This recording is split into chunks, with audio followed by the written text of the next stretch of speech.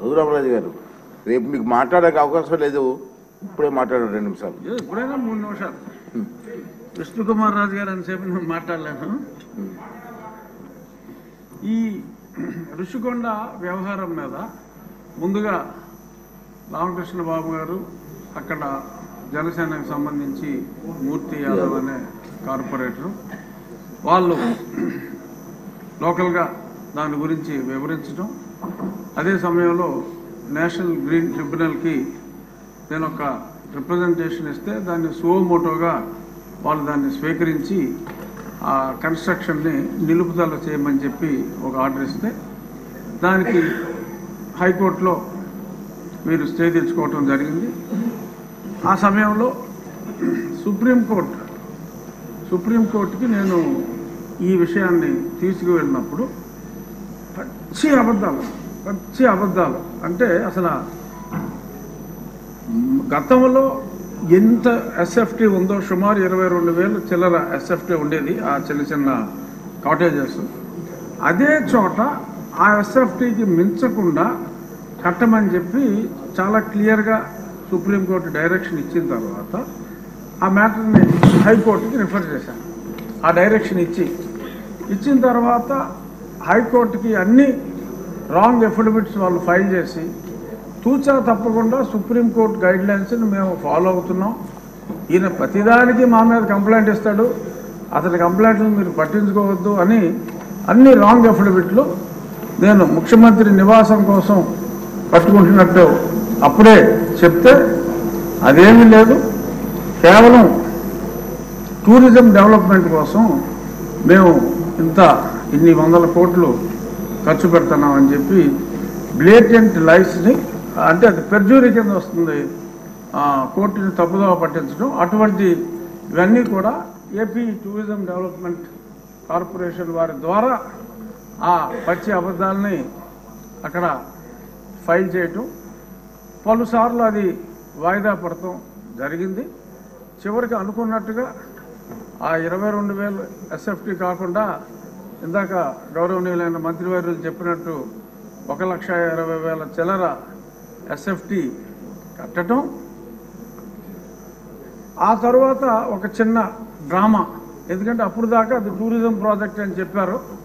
ఈలోపు ముఖ్యమంత్రి గారు అప్పటి ముఖ్యమంత్రి ఒక అనౌన్స్మెంట్ ఇచ్చి నేను విశాఖపట్నం వచ్చేస్తున్నాను అని చెప్పి ఆయన చెప్పడం జరిగింది. ఆ తర్వాత కొంతమంది ఆఫీసర్స్ని వైజాగ్లో నాకేమన్నా ఇల్లు దొరుకుతుందా చూడండి, స్టడీ చేయండి అని చెప్పి స్టడీ చేస్తే వాళ్ళకంట ఆ బీచ్ రోడ్లో వెళ్తూ ఉంటే అరే ఇక్కడ భలే ఇల్లు దొరికిందే, ఇది ముఖ్యమంత్రి గారికి బాగుంటుంది అని చెప్పి వాళ్ళకి తెలిస్తే వాళ్ళందరూ సూచించారంట.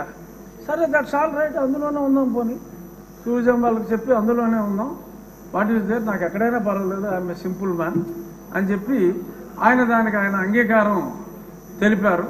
ఆ తెలిపిన తర్వాత కూడా మళ్ళీ హైకోర్టులో ముందు నుంచి చెప్తున్నాం సార్, ఇప్పుడు ఇల్లు అఫీషియల్గా ఓకే చేశాడు, ఇప్పుడైనా సరే చర్యలు తీసుకోండి అంటే కోర్టు వారు అసలు మా రూల్స్ వైలేట్ చేస్తే ఏ క్షణంలోనైనా మేము ఆర్డర్స్ ఇస్తాము, డిస్మాంట్లింగ్ ఆర్డర్స్ ఇస్తాము, మీరేం వరీ కావక్కర్లేదన్నారు. ఇప్పుడు దాకా ఆ మ్యాటర్ రాలేదు, ఎలక్షన్ వచ్చింది, ఆయన వెళ్ళిపోయాడు. సో ఇప్పుడు ఆ ప్రాపర్టీ, ఎందుకంటే ఆయన అంటే డిస్ట్రక్షన్తో మొదలుపెట్టారు, నాకు తెలిసి గౌరవనీయులైన ముఖ్యమంత్రి గారు ఈయనంతా కన్స్ట్రక్షన్ బేస్డ్ యాక్టివిస్ట్, అతను డిస్ట్రక్షన్ బేస్డ్. సో కాబట్టి ఒక 500 కోట్లు ప్రజలను దుర్వినియోగం చేశారు, శిక్షించాలి అని చెప్పి మా విష్ణుకుమార్ రాజు గారు గట్టిగా చెప్పారు. కానీ కొన్ని వేల కోట్లు రకరకాల ఇష్యూస్లో దుర్వినియోగం అయినాయి. ఈ 500 కోట్ల వలన అతను అలరయ్యి ఒక మంచి ప్రభుత్వం రావడానికి దోహదం చేశాడు. కాబట్టి అంటే నెగిటివిటీలో పాజిటివిటీ వెతుక్కోవటం. సో అంచేత 500 కోట్లు ఖర్చు పెట్టి ఆయన కట్టుకున్నది ఇల్లు కాదు, ఆయన రాజకీయ సమాధి కట్టుకున్నాడని చెప్పి భావిస్తూ 500 కోట్లని మనం క్షమించేయచ్చు, చూడవలసిన వాటి మీద ఎలా అధ్యయనం చేయాలో చూడాలని perhaps this is my last speech. ఇక్కడ కూర్చుని మళ్ళీ నాలుక కట్ కాబట్టి దీని మీద లాస్ట్. సో దీని మీద రేపు జరిగే చర్చ ఆసక్తిగా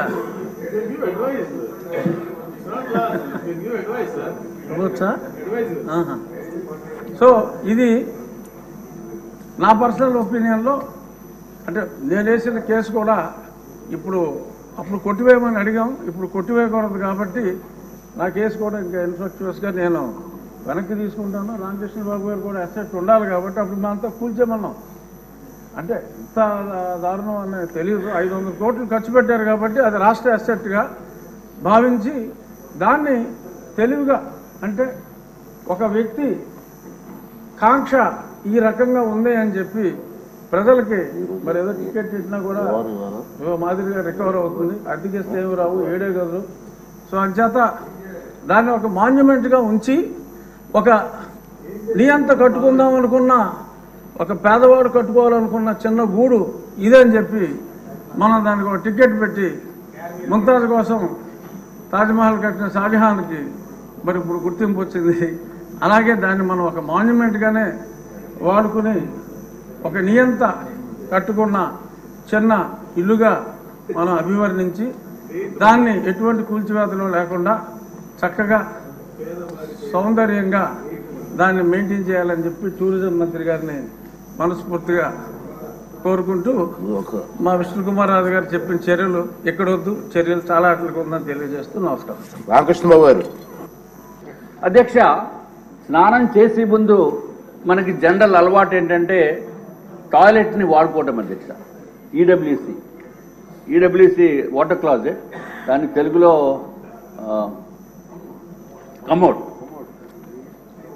కమోడ్ అధ్యక్ష. మరి ఏదైనా జగన్మోహన్ రెడ్డి గారు కదా అధ్యక్ష, ఆయన హుందాతనానికి ఆయన స్థాయికి కావలసిన కమోడ్ కాబట్టి అది జగన్మోహన్ రెడ్డి గారు మీరు కూడా చూడాలి. 11,46,840 రూపాయలు అధ్యక్ష. 11,46,840 ఈచ్ వన్నా ఒకటే. నేను అన్ని సింగిల్ ఒక్కొక్క దానికే చెప్తున్నాను అధ్యక్ష. అధ్యక్ష, అది కాకుండా వాష్ బేసిన్ 2,61,500 అధ్యక్ష. ఈ కమోడ్ స్పెషాలిటీ మాత్రం అందరూ వినాలి అధ్యక్ష, ఎందుకంటే నాకు ఈ స్పెషాలిటీ కమోడ్ మీద కూర్చునే అవకాశం రాలేదు. మరి ఇక్కడ ఎవరికైనా సభ్యుల్లో అవకాశం వచ్చిందో లేదో నాకైతే తెలియదు. మన చాలా పెద్ద వారు ఉన్నారు, డబ్బు ఉన్న వాళ్ళు ఉన్నారు, కోటీశ్వర్లు ఉన్నారు అధ్యక్ష. అది ఏంటంటే అధ్యక్ష స్పెషాలిటీ ఎందుకురా బాబు ఇంత రేట్ అని అడిగితే అధ్యక్ష వాళ్ళు చెప్పింది ఏంటంటే అధ్యక్ష అంతా ఆటో వాషింగ్ అంటే అధ్యక్ష. అసలు మనం ఏమి చేయక్కర్లా, అసలు వెళ్ళి కూర్చుంటే చాలు అధ్యక్ష, వెళ్ళి కూర్చుంటే చాలు అధ్యక్ష, ఆటో వాషింగ్. మరి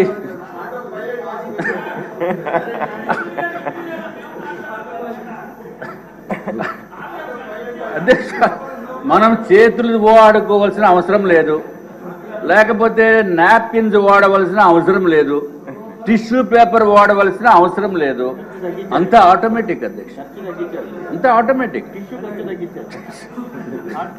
అధ్యక్ష. మరి సభ్యులు ఏమన్నా అటువంటి automatic auto washing system, washing అంటే తమకు తెలుసు కదా అధ్యక్ష, క్లాజెట్ మీద కూర్చున్న తర్వాత నేనేదో కార్లు వాషింగ్ చూశాను కానీ ఇక్కడ కూర్చున్నప్పుడు వాషింగ్ సిస్టమ్ చూడలేదు అధ్యక్ష.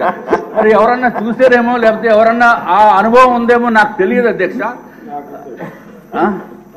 అమ్మో మా మంత్రి గారికి తెలుసు.